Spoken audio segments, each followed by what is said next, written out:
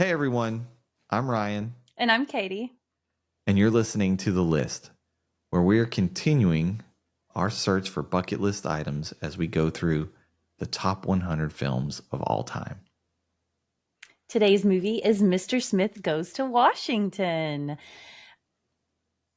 I don't know why I said it like that, but I did, and we're stuck with it. So there you go.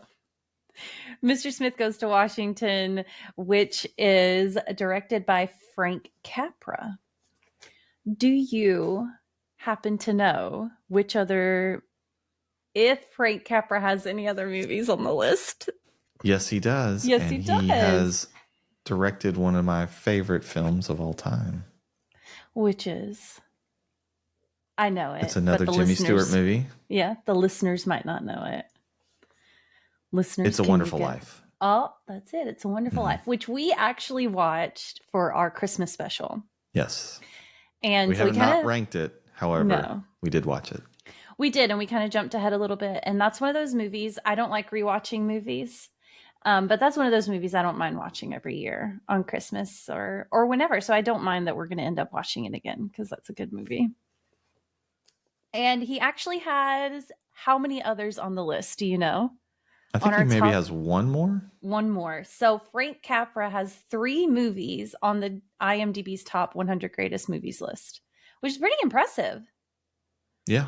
He's up there with like Alfred Hitchcock, which I think has a couple on the list as well. Yeah, I think Alfred Hitchcock has three. His are listed higher though, I think. And the third one is It Happened One Night, which is number 69 on the list. Mm-hmm. And then there's It's a Wonderful Life, which is number 27 on the list. Frank Capra has kind of like a vibe, right? After watching It's a Wonderful Life and now watching Mr. Smith Goes to Washington. I think these two films have similarities. They Yeah. both have Jimmy Stewart. Yeah. They are about, I think they're really about, one man can make a difference. Like that's kind of the theme in both of them is that, no matter what's going on in the world, one man who chooses to go against the crowd can be a force of good and of change. I did read that his kind of thing that he does is he writes films that center around a simple man Mm-hmm. who fights corruption in society. So that's kind of, he's very idealistic, it sounds like. I'll tell you a couple of interesting facts. Um, so in this movie, it's about Jimmy Stewart going to Washington as a senator, and he's very doe-eyed and naive, and he kind of looks around at all of these monuments. It's an important part of the movie, seeing these monuments and being changed by them. That was all He's very technically, patriotic to begin with, but now he's, seeing it firsthand. yeah. That is technically all stolen footage because they like not only didn't have permission to film there, they were like specifically denied to film it. And they did Oh, it anyway. really? So I think that's very funny. The Boy Scouts of America did not want any part in this like what they called a reform movement. That's what they called this movie. And so Frank Capra had to use the name the Boy Rangers. So they had a lot of opposition. Like people did not want to be associated with it, which is so funny because it's such an uplifting, Well, I read heartwarming that movie. it debuted in Washington with like 4,000 people Really? watching it, and 45 of which were U.S. senators that came to see it. They probably And a didn't like lot of that. them were so offended by this film that they walked out and they made a big hoopla about how disgraceful and silly the movie was, and basically tried to make it to marginalize the movie and say that Yeah. that's not how things really work in Washington.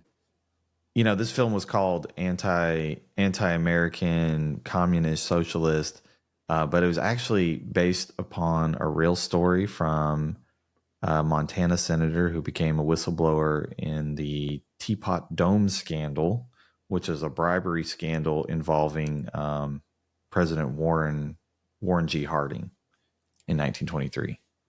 That's nuts. Yeah. So for them to get up there and make such a big fuss about it was Yeah. kind of ridiculous. And man, I think this film is pretty relevant today. Yeah. Still, that, corruption in Washington is still a huge thing, Yeah. even today. And it was even back in 1939. Yeah. I think there's probably a small period of time where there wasn't that much corruption, and then it always finds its way in. So, Yeah, and I was reading some stuff that they were so offended they passed a bunch of bills to kind of basically try and limit the expression of certain ideas and things in film and stuff like that, which is unconstitutional, by the way. yes, it is. I feel like this is an interesting time to note that I can name all of the presidents. I won't do it, but I have the ability to do it. She can. It's I true. can. Secondly, I also want to say that it's so funny because that they would say, do it now. Washington, Adams, Jefferson, no, I'm just kidding. It's funny that the US senators would call it like socialist and undemocratic, because I also read that it was banned in a lot of places because it was like a turbulent time in the world, obviously, and some countries didn't want to show it because it showed that democracy worked. Mm-hmm. And also just was seen as like American propaganda that democracy is the best and the greatest. And so it's just so interesting that in America, they were like, oh, you hate us, you're socialist, how dare you? And then everywhere else, in other places in the world, it was like, oh, don't pretend like democracy works. Yeah, I saw that too. And I saw that even in some places, they actually changed the subtitles to make it fit their political ideology, I guess. I just find it kind of funny that these like heartwarming movies you watch now and you're like, yeah, the little man, he comes back and makes a change, is seen as so like disturbing to them. They hated it, but I mean, whatever. This is kind of an edgy film in a way because it's done really lightheartedly, but it's kind of dark. Like everyone in this Washington setting is just corrupt. I like think all now, the senators, the governors, even his secretary, played by Jean Arthur Saunders, is just this disillusioned young woman who came in there. She makes some statement about like she came in there with blue and open eyes or something like that, and then now all her eyes are green with the dot with money, right? Yeah, right. And you get Jimmy Stewart, who plays Mr. Smith, is this uncompromising pillar of integrity, basically, and they try to destroy this man. They set him up to be the Ponzi in their scandal and just destroy this innocent man.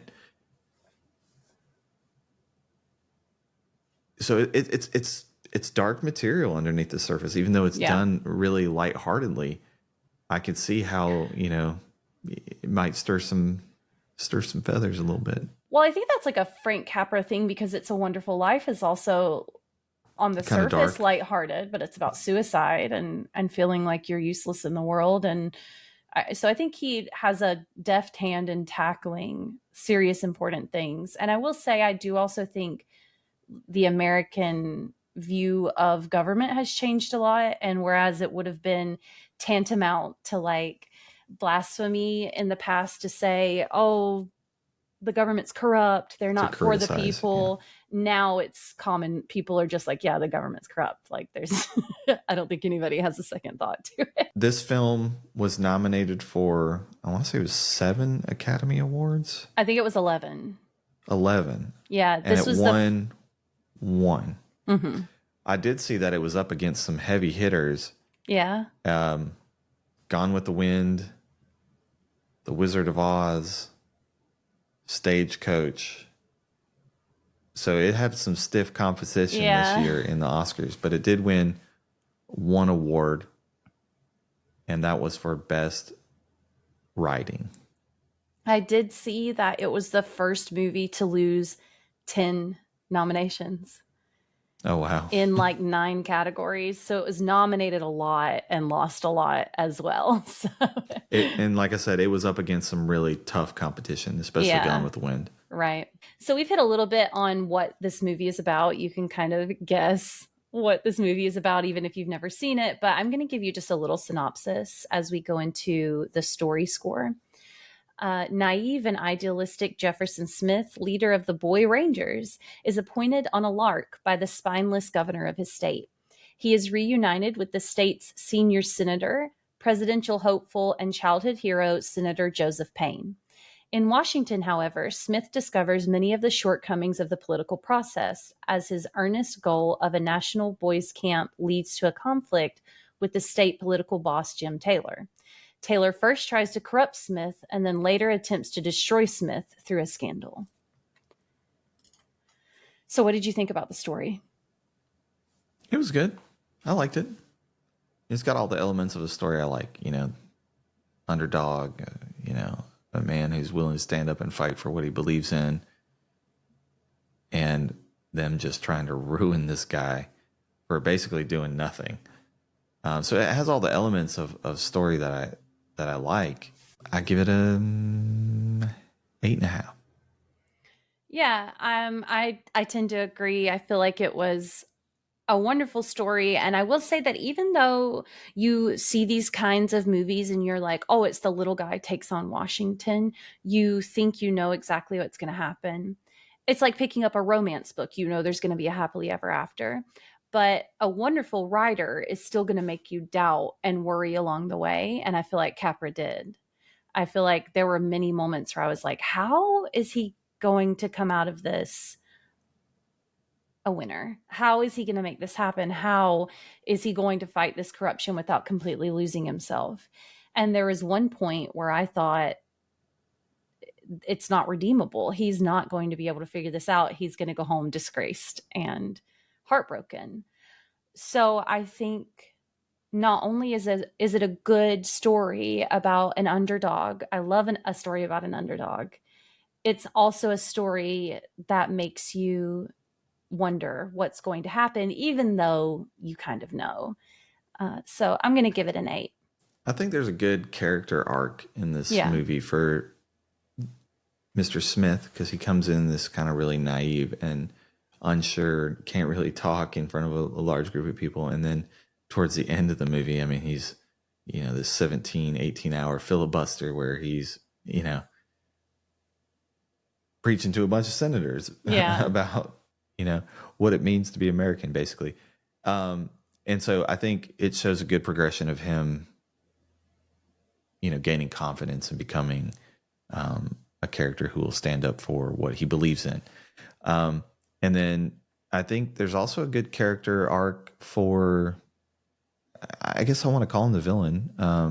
He's not really the villain in a lot of ways, but his mentor, his co-senator in the state, I believe his last name is Payne. Joseph Payne. Joseph Payne. And as a little backstory, Joseph Payne was Mr. Smith's dad's friend. So, yes, and so he knew idolized him as a hero. Yeah. And basically, Mr. Payne throws Mr. Smith under the bus and tries to blame him for what he's actually doing under the table. So not only is he corrupt and letting corruption happen, he's willing to completely ruin the life of Jimmy Stewart's character. Yeah, and I like, though, that you see that he's not like a really bad dude. I think he came stuck in there as a good dude and was corrupted by the system and got caught up in it. And you see how that guilt plays on him as the film progresses. He tries to save his own hide, and then he realizes that he's destroying a good man, and his guilt just begins to eat away at him. And so I think that's done beautifully. And even the character of Saunders, there's a progression too. She's, this disillusioned young woman who's come into this, she knows DC. She knows how to get around and get what she wants out of the system there. And as she meets Mr. Smith and begins to develop feelings for him in a relationship and realize who he is, he changes her. Yeah. Right. she goes back to like who she was before, and ends up helping him. And so I think all those three things are pretty awesome as far as the story and the character progression. Usually you only see one character, like the main character, progress in a lot of these movies, but I think you see all three of these ones really change as the film progresses, and I think that was done great. And I did like how Senator Payne was the villain, but he was very gray. It Mm-hmm. wasn't always black and white, and I think it really shows how one or two decisions can really get you enmeshed in a situation that it feels like there's no way out of. He didn't go into the government. He didn't go to be a senator just because he wanted money or because he wanted power. He went in just like Mr. Smith. He wanted to make a change. He wanted to be a part of his country. And then slowly you make one or two concessions here and there. Oh, maybe it's not that bad if I do this. Maybe it's okay if I take a few $1,000s that I can use for the good of my state. It's a slippery slope. And then all of a sudden you're so enmeshed that you're ruining the life of somebody you care about. And there's nothing you can do about it. You literally feel like there's no way out. And I really felt for him. I feel like a lot of times you don't feel for a villain, and I really felt for him. And I think that speaks not only to the story, but to the acting. So I'd love to know what you thought about the acting in this movie. I love Jimmy Stewart. I mean, he is an amazing actor. I mean, we've already seen him in three of the top. I mean, he's like a freaking, like, He's pretty awesome. I mean, he's in three of the greatest films of all time that we've Yeah. seen so far. And I think he's Right. in several other ones and we just haven't seen him. I Yeah. think the only one who's had as many films as he does at the moment that we've seen is Dustin Hoffman. And we'll talk about him next week in our next episode. But Yeah. he's incredible. He's an amazing actor. And this is the film that really launched him into like superstardom. Yeah. I really like the character played by Gene Arthur as well. I feel like women characters in the films that we've seen from this time are really kind of one-dimensional. Definitely. Kind of almost more masculine characters than feminine in a lot of Yeah. ways. And she has a range of depth to her, and this, hard edge mixed with some beautiful femininity that this makes her character like really pop on screen. And I thought she was great. I give it, it's way up there. It's gonna be like 9.5. Okay, so we had a little bit of a technical difficulty there, ladies and gentlemen. Actually, if you want me to be honest, this entire episode has been nothing but technical difficulties. Yeah, we just realized that 20 minutes of recording was just Kat by herself. Somehow my camera disappeared and so did my microphone. And so here we are refilming the second part of our podcast. So if it seems a little disjointed, it is because it is. Yes. We And apologize.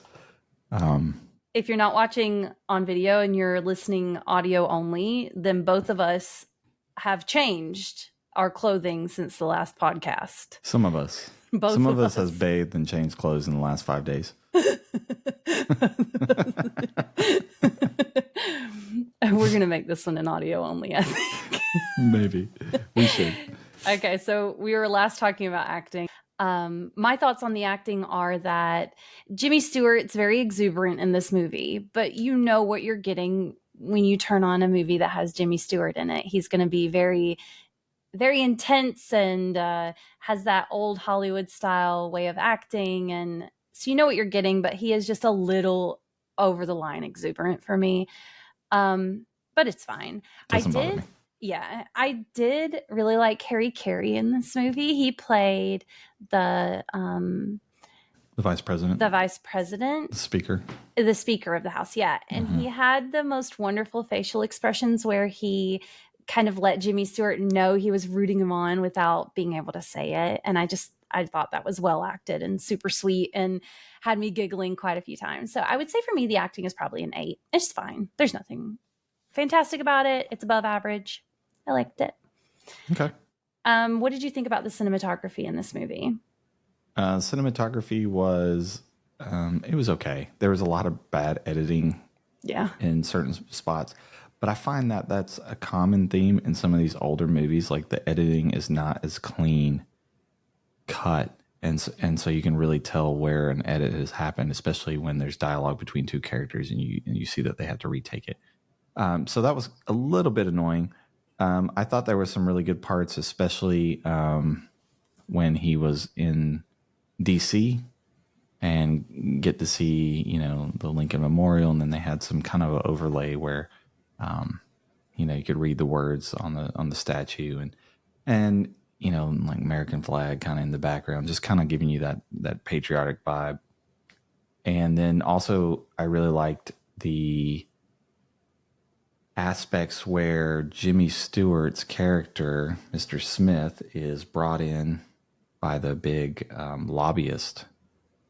And if you pay attention to that scene, Mr. Taylor, the lobbyist, is kind of towering over him, is like standing up, and they have this really tall Jimmy Stewart who's sitting down and looks really small, and then he's trying to pressure him into taking a bribe, basically, to get along with this scandal that they have going on. And Jimmy Stewart says no, he's not going to do it. And he becomes the one who is then towering over Mr. Taylor when he decides to stand up for what he believes in. And so I thought they did really nice little things like that reflected the inner turmoil of the character. What would you rate it? I think it's just slightly average, maybe a little bit more. I think the editing brings it down, so I'm maybe like a 7. Yeah. Yeah, I agree with you. I think it was just fine.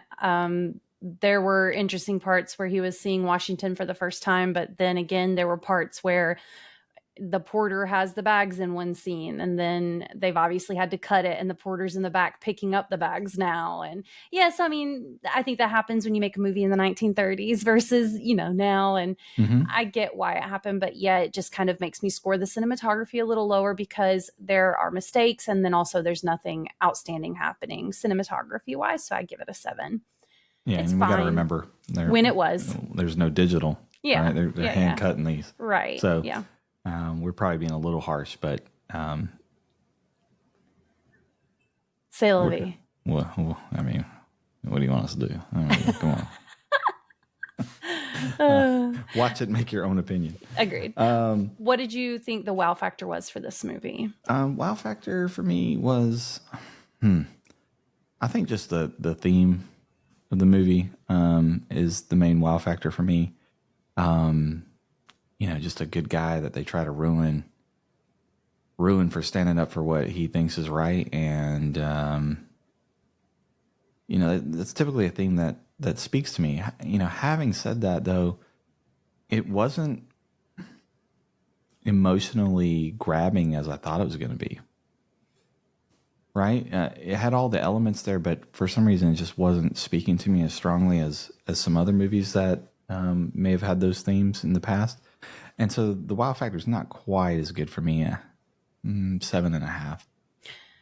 Yeah, the wow factor for me is just the enjoyability of an underdog story. I love an underdog story. And the wholesomeness of this movie. It's something you can, the whole family is going to enjoy together, and you're rooting for them. And I don't know, but yeah, it's just kind of mediocre for me. Wow factor wise, I'm going to give it a 6.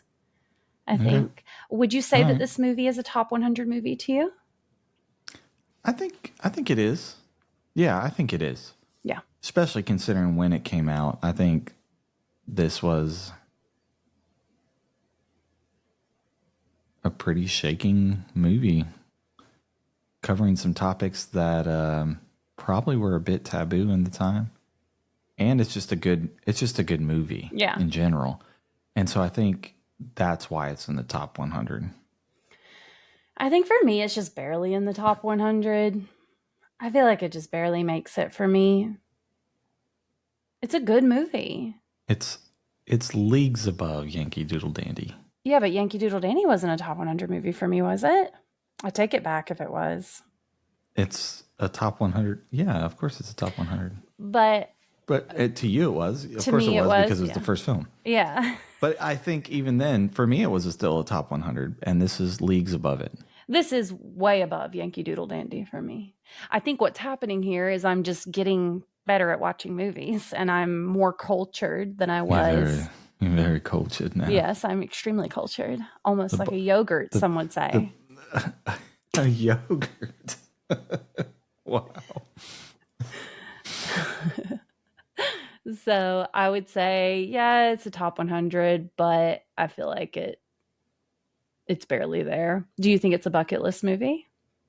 For me, it's probably not a bucket list movie. Yeah. But it is a really good, enjoyable movie. Yeah, that distinction is there for me too. It's a good movie. It's not a bucket list movie. I don't think. Okay. I also feel like it's not a chuck it list movie. No, definitely not. Yeah, like, it's I just would like to watch this movie again at some point and reanalyze it because I think it's worth rewatching. Yeah, I agree. I'm going to share my screen and rank it. Not just reanalyze it, but like enjoy it again. Yeah, because it is an enjoyable film. It is. Yeah, it's just fine to me. I'm gonna go ahead and rank this movie. I wish that I could switch Wuthering Heights and Network. I feel like something happened there. I don't know what happened, but I am going to take Wuthering Heights off the list reluctantly because I still love that movie. And I'm going to pull down Network and I'm going to put Mr. Smith Goes to Washington at number 9. I feel like it deserves its little like flash in the pan moment on my list, but I know it's not going to stay there for very long. I agree. I'll share mine. And I've already got it up here for you, actually. So, spoiler. I'm actually bringing Mr. Smith Goes to Washington to my number 10 position. I definitely think it deserves some time on the top 10 list. Unfortunately, I don't think it's going to stay very long. However, I do think it is a great film. I think everybody should watch it. I think it's a for everyone film. Yeah, I agree. And it leaves you feeling good at the end. Agreed. So I think that's, worthy in watching it in itself. For sure. Okay, so despite technical difficulties, we have made it to the end of this podcast episode. Woo-hoo. We hope you enjoyed it. Yeah, please, everybody cross your fingers. We hope you guys have enjoyed it. Please feel free to follow us on Instagram, Ryan and Kat's List. We'd love to see you there. Let us know what you thought about Mr. Smith Goes to Washington, if it's on your bucket list or on your chuck it list or just somewhere in between. Also, let us know your thoughts on Jimmy Stewart. We will see you next week for Midnight Cowboy. He's great. He is great. Nothing wrong with Jimmy Stewart. I'm not hating on him. This is coming from somebody who's very exuberant in real life. It's not a hateful comment.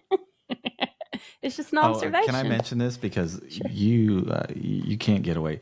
So I thought since so in our original recording, I mentioned that Jimmy Stewart is in a lot of the top 100 films of all time, and Kat said, "What other movie has he been in?" Rear Window. Maybe she had no clue he was the guy from Rear Window. He looks different, but once I looked it up, it did look like him. Yeah, exactly like him. Because it was him. You have no proof of that comment. This is true. Especially since I'm in charge of editing. So darn it. This is all getting taken out. Shucks. Golly gee willikers. You have no power here. All right, guys. Thanks for indulging our nerd moments and for hanging out with us while we talked about Mr. Smith Goes to Washington. We'll see you next week. Have a lovely week. Talk to you soon. Talk at you soon. Midnight Cowboy next week, number 71. Yep. Number 71 with Dustin Hoffman. Bye. Bye.